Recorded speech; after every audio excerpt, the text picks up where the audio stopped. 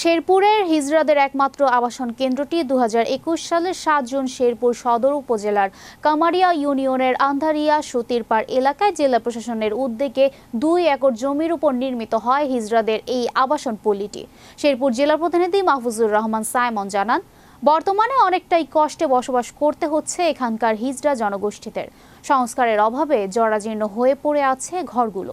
শেরপুর জেলা হিজড়া কল্যাণ সমিতির সভাপতি নিশি সরকার বলেন, এখানে আমরা অনেক কষ্টে বসবাস করছি। কাঁচা ঘর সামান্য বৃষ্টিতেই পানি জমে। বাউন্ডারি ব্যবস্থা না থাকায় আমরা সারাক্ষণ নিরাপত্তাহীনতায় ভুগি। নতুন সরকারের কাছে দাবি আমাদের ঘরগুলো মেরামত করে এখানে যেন একটা বাউন্ডারির ব্যবস্থা করে দেয়। পাশাপাশি এখানে বসবাসরত হিজড়াদের যাতে কর্মসংস্থানের ব্যবস্থা করা হয়, এই দাবি সরকারের কাছে আমাদের দিকে যেন সুদৃষ্টি রাখেন।